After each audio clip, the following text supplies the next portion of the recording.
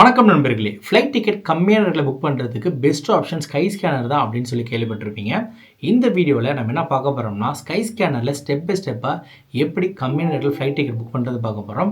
அது மட்டும் இல்லாமல் ஒரு சில புதிய அப்டேட் எல்லாம் ஸ்கை ஸ்கேனரில் வந்திருக்கு. அது என்னென்னு பார்க்க போகிறோம். இந்த வீடியோ கண்டிப்பாக உங்களுக்கு பயனுள்ளதாக இருக்கும். வாங்க வீடியோக்குள்ளே போகலாம். உங்களுடைய மொபைலில் லேப்டாப்பில் கூகுள் பேஜில் ஸ்கை ஸ்கேனர்ன்ட்டு டைப் பண்ணுங்கள். டைப் பண்ணி சர்ச் பண்ணுங்கள். சர்ச் பண்ணிங்கன்னா ஸ்க்ரீனில் தெரிகிற இந்த அஃபிஷியல் வெப்சைட்ஸ் உங்களுக்கு கிடைக்கும். இதை நீங்கள் கிளிக் கொடுத்துக்கோங்க. அடுத்த பேஜ் போகும். இந்த பேஜில் டிஃபால்ட்டாக ரிட்டர்ன் ஆப்ஷன் இருக்கும். அதை நீங்கள் கிளிக் கொடுத்தீங்கன்னா 3 ஆப்ஷன் வரும். One way, return, மல்டிசிட்டி.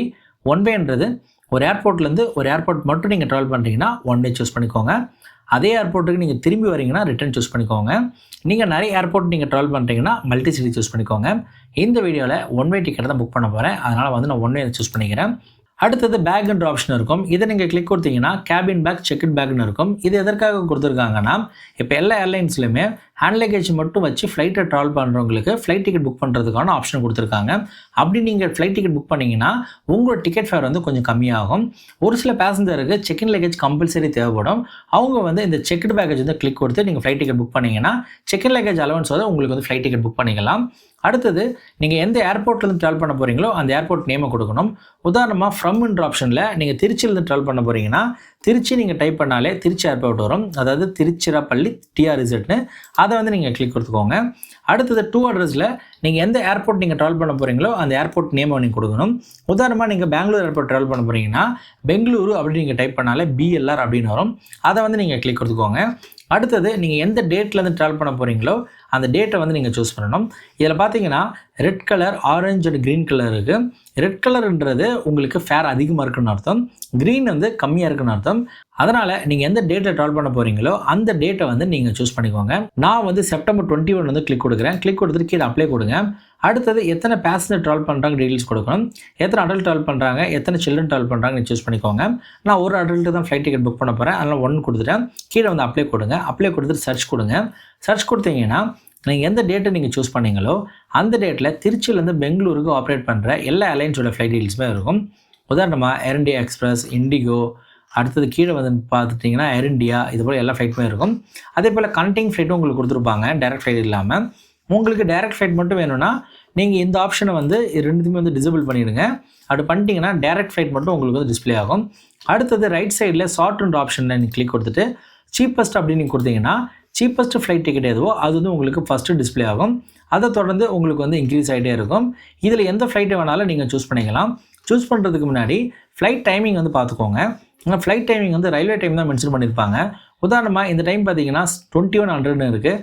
அப்படின்னா நைட்டு 9 மணிக்கு ஃப்ளைட் டிபார்ட் ஆகும் அப்படின்னு அர்த்தம். அதுக்கேற்ற மாதிரி நீங்கள் ஃப்ளைட் டிக்கெட்டை நீங்கள் சூஸ் பண்ணிக்கோங்க. கம்மியான ரேட்டில் ஃப்ளைட் டிக்கெட் புக் பண்ணணும். காலையில் 6:30 ஃப்ளைட் இருக்குது, 7:40 பெங்களூர் போயிடும். இதை நான் கிளிக் கொடுத்துக்கிறேன். இந்த பேஜில் ரைட் சைடில் ஃப்ளைட் இன்ஃபர்மேஷன் இருக்கும். எத்தனை மணிக்கு கிளம்பி எத்தனை மணிக்கு போகுது. அது கீழே ஷோ இன்ஃபர்மேஷன் இருக்கும். அதை நீங்கள் கிளிக் கொடுத்தீங்கன்னா எந்த ஏர்க்ராஃப்ட் ஆப்ரேட் பண்ணுறாங்க, அதோடைய சீட் மேப் எவ்வளோ, அடுத்த லெக் ஸ்பேஸை எவ்வளோ சென்டிமீட்டர் இருக்கும், மீல்ஸ் உங்களுக்கு கொடுப்பாங்களா மாட்டாங்களான்னு சொல்லிட்டு மென்ஷன் பண்ணியிருக்காங்க. ப்ரீ ஆர்டர் லைட் மீல்ஸ் அப்படின்னு பார்த்தீங்கன்னா நீங்கள் ஏற்கனவே ஆன்லைனில் நீங்கள் ஆர்டர் பண்ணால் மட்டும்தான் உங்களுக்கு மீல்ஸ் கொடுப்பாங்க. அப்படி இல்லைன்னா மீல்ஸ் கொடுக்க மாட்டாங்க. அடுத்த லெஃப்ட் சைடில் பார்த்தீங்கன்னா நீங்கள் இந்த ஏர்க்ராஃப்ட்டை, அதாவது இந்த ஃப்ளைட்டை எந்தெந்த புக்கிங் வெப்சைட்ஸில் நீங்கள் டிக்கெட் புக் பண்ணிங்கன்னா எவ்வளோ ஃபேர் சொல்லிட்டு உங்களுக்கு சொல்லியிருக்காங்க. உதாரணமாக நீங்கள் கிளியர் ட்ரிப்பில் நீங்கள் புக் பண்ணிங்கன்னா 2864 ரூபா. அதே போல் மேக் மை ட்ரிப், இது போல் எல்லா புக்கிங் வெப்சைட்ஸும் ஒரே அமௌண்ட் தான் சார்ஜ் பண்ணுறாங்க. இதில் எந்த புக்கிங் வெப்சைட்ஸும் நீங்கள் ஃப்ளைட் டிக்கெட் புக் பண்ணிக்கலாம். இப்போ மனசில் உங்களுக்கு கேள்வி வரலாம், எதுக்கு ஸ்கை ஸ்கேனர் மூலிமா இந்த கிளியர் ட்ரிப்பில் நம்ம புக் பண்ணோம், டேரெக்டாக கிளியர் ட்ரிப்போ இல்லை மேக் மை ட்ரிப்பில் ஃப்ளைட் டிக்கெட் புக் பண்ணிடலாமே அப்படின்னு சொல்லிட்டு உங்களுக்கு டவுட் வரலாம். அப்படி நீங்கள் புக் பண்ணிங்கன்னா மேக் மை ட்ரிப்பில் நீங்கள் டேரெக்டாக நீங்கள் போகும்போது கடைசியாக கன்வீனியன்ஸ் சார்ஜஸ்ன்னு சொல்லிட்டு 500 வரைக்கும் உங்களுக்கு சார்ஜ் பண்ணுவாங்க. ஆனால் ஸ்கை ஸ்கேனர் மூலிமா நீங்கள் போனீங்கன்னா அந்த கன்வீனியன்ஸ் சார்ஜஸும் உங்களுக்கு இருக்காது. அதாவது இடன் சார்ஜஸ் எதுவுமே இருக்காது. டேரெக்டாக நீங்கள் புக் பண்ணிக்கலாம். அந்த காரணத்துக்காக தான் ஸ்கை ஸ்கேனர் பெஸ்ட் ஆப்பு. அடுத்தது நீங்கள் இதில் எது வேணாலும் சூஸ் பண்ணிக்கலாம். நான் மேக் மை ட்ரிப் நான் சூஸ் பண்ணுறேன். அதுக்கு நான் செலக்ட் கொடுக்கணும். செலக்ட் கொடுத்தீங்கன்னா அடுத்தது மேக் மை ட்ரிப்போட அஃபிஷியல் புக்கிங் வெப்சைட்ஸுக்கு இது கொண்டு போயிடும். இந்த பேஜில் ஃப்ளைட் டீட்டெயில்ஸ் இருக்கும். அடுத்தது கீழே கேபின் பேக் எவ்வளோ கொண்டு போகலாம், செக்இன் பேக்கேஜ் எவ்வளோ கொண்டு போகலாம் மென்ஷன் பண்ணியிருக்காங்க. அதை நீங்கள் கிராஸ் செக் பண்ணிக்கோங்க. 15 kg நீங்கள் கொண்டு போகலாம்.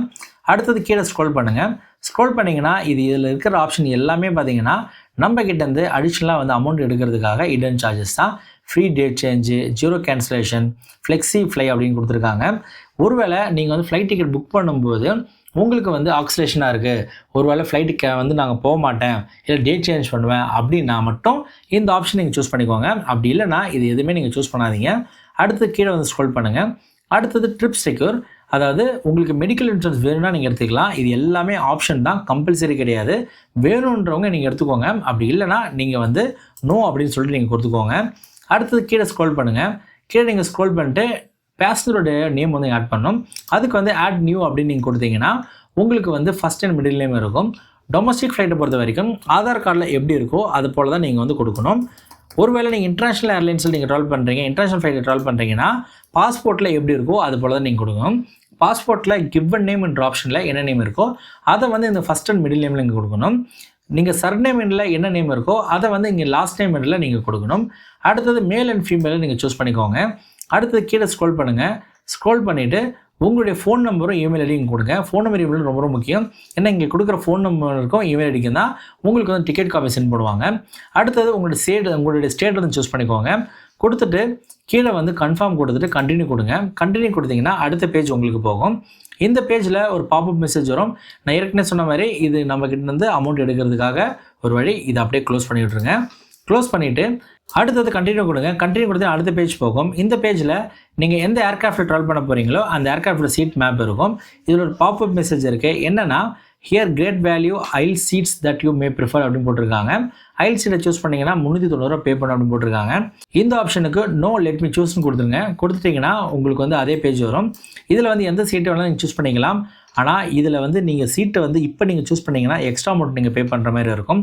உதாரணமாக நான் கிளிக் கொடுக்குறேன் பாருங்கள். விண்டோ சீட்டுக்கு 715 ரூபா நீங்கள் பே பண்ணுற மாதிரி இருக்கும். இதே நீங்கள் பின்னாடி வந்து சூஸ் பண்ணிங்கன்னா 390 இதுமாரி இருக்குது. நீங்கள் முதல் தடவை ஃப்ளைட்டை ட்ராவல் பண்ணுறீங்க, உங்களுக்கு வந்து ஃப்ளைட் வியூ நல்லா தெரியும்னா நீங்கள் ஃப்ரண்ட்டில் சூஸ் பண்ணுறது நல்லது. ஆனால் இவ்வளோ அமௌண்ட் நீங்கள் கொடுத்து நீங்கள் சூஸ் பண்ண தேவையில்ல. இதுக்கு வந்து ஈஸியான ஒரு வழி இருக்குன்னு என்ன கடைசியாக உங்களுக்கு சொல்கிறேன். எப்போதுமே நான் ஃப்ளைட் டிக்கெட் புக் பண்ணும்போது சீட்டுக்கு வந்து நான் காசு கொடுத்து வாங்க மாட்டேன். ஏன்னா நம்ம ஃப்ளைட் டிக்கெட் புக் பண்ணாலே அதுக்கான சீட்டை வந்து ஏர்லைன்ஸ் வந்து கொடுத்துரும். இந்த ஆப்ஷன் எதற்காக கொடுத்துருக்காங்கன்னா உங்களுக்கு பிடிச்ச சீட்டில் உட்காந்து ட்ராவல் பண்ணால் மட்டும் நீங்கள் சூஸ் பண்ணிக்கலாம். அடுத்தது மீல்ஸ் ஆப்ஷன் கிளிக் கொடுங்க. மீல்ஸ் ஆப்ஷன் கிளிக் கொடுத்தீங்கன்னா மீல்ஸ் வந்து நீங்கள் ஆட் பண்ணிக்கலாம். ஏற்கனவே சொன்ன மாதிரி மீல்ஸும் வந்து நீங்கள் எக்ஸ்ட்ரா அமௌண்ட் கொடுத்து தான் நீங்கள் ஆட் பண்ணுற மாதிரி இருக்கும். வேணுன்ற வாங்கிக்கலாம். அப்படி இல்லைனா நீங்கள் வந்து ஸ்கிப் கொடுங்க. ஸ்கிப் டு கேப் கொடுத்தீங்கன்னா அடுத்த பேஜ் போகும். மறுபடியும் நீங்கள் ஸ்கிப் டு ஆட் கொடுங்க, அடுத்த பேஜ் போகும். அடுத்த ப்ரொசீட் டு பே கொடுங்க. பேமெண்ட் கொடுத்தீங்கன்னா உங்களுக்கு ஃபைனல் பேஜ் போயிடும். போகிறதுக்கு முன்னாடி நேம் கரெக்டாக கொடுத்துருக்கீங்களா, டைமிங் கரெக்டாக இருக்கா, டேட் கரெக்டாக இருக்கா எல்லாத்தையும் செக் பண்ணிக்கோங்க. ஏன்னா ஒன்ஸ் நீங்கள் பேமெண்ட் பண்ணிட்டீங்கன்னா டேட் சேஞ்ச் பண்ணுறது கேன்சல் பண்ணுறது கொஞ்சம் கஷ்டம். எல்லாத்தையும் பார்த்துட்டு கன்ஃபார்ம் அண்ட் கண்டினியூ கொடுங்க. கொடுத்தீங்கன்னா அடுத்த பேஜ் உங்களுக்கு போகும். இந்த பேஜில் பேமெண்ட் பண்ணுறதுக்கான எல்லா ஆப்ஷனும் கொடுத்துருக்காங்க. UPI, credit card, debit card, EMI அப்படின்ட்டு. இதில் எதை வேணாலும் நீங்கள் சூஸ் பண்ணி நீங்கள் பேமெண்ட் பண்ணிக்கலாம். நான் ஏற்கனவே சொன்ன மாதிரி உங்களுக்கு என்ன சார்ஜ் வந்து உங்களுக்கு ஸ்கைஸ்கேனரில் காட்டுதோ அதான் ஃபைனல் ரேட்டாகவே இருக்கும். எக்ஸ்ட்ரா வந்து உங்களுக்கு சார்ஜ் எடுக்க மாட்டாங்க. No hidden charges. நீங்கள் ஆட் ஆன் சர்வீஸ் எதாவது ஆட் பண்ணால் மட்டும் தான் அதில் ஆட் ஆகுமே தவிர மீதி எந்த சார்ஜஸும் அதில் ஆட் ஆகாது. அடுத்தது நீங்கள் வந்து பே பண்ணுறது இது ஆப்ஷன் சூஸ் பண்ணிக்கலாம். ஸ்கேன் டு பேன்னு இருக்குது. இதை நீங்கள் கிளிக் கொடுத்தீங்கன்னா உங்களோட ஜிபேயில் நீங்கள் ஸ்கேன் பண்ணி கூட ஈஸியாக நீங்கள் பேமெண்ட் பண்ணிக்கலாம். ஒன்ஸ் நீங்கள் பேமெண்ட் பண்ணிட்டீங்கன்னா ஆட்டோமேட்டிக்காக உங்களுடைய டிக்கெட் காப்பியை உங்களோட இமெயில் ஐடிக்கும் ஃபோன் நம்பருக்கும் சென்ட் பண்ணிவிடுவாங்க. அதை வச்சு நீங்கள் வந்து ஃப்ளைட்டில் வந்து நீங்கள் ட்ராவல் பண்ணிக்கலாம். நான் கொடுத்த இன்ஃபர்மேஷன் கண்டிப்பாக உங்களுக்கு பயனுள்ளதாக வந்திருக்கும்னு நம்புகிறேன். உங்களோட ஃப்ரெண்ட்ஸ் அண்ட் ஃபேமிலி ஏதாவது ஃப்ளைட்டில் ட்ராவல் பண்ணுறாங்கன்னா அவங்களுக்கு இதோட ஷேர் பண்ணுங்கள். கண்டிப்பாக அவங்களுக்கு பயனுள்ளதாக இருக்கட்டும். உங்களுக்கு ஃப்ளைட் ட்ராவல் சம்மந்தமான எந்த ஒரு கேள்விக்கும் கமெண்ட் செக்ஷன் கமெண்ட் பண்ணுங்கள். கண்டிப்பாக நான் ரிப்ளை பண்ணுவேன். மேலும் ஃப்ளைட் ட்ராவல் சம்மந்தமான எந்த ஒரு வீடியோக்கும் நம்ம சேனலை மறக்காமல் சப்ஸ்கிரைப் பண்ணிவிடுங்க. நன்றி, வணக்கம்.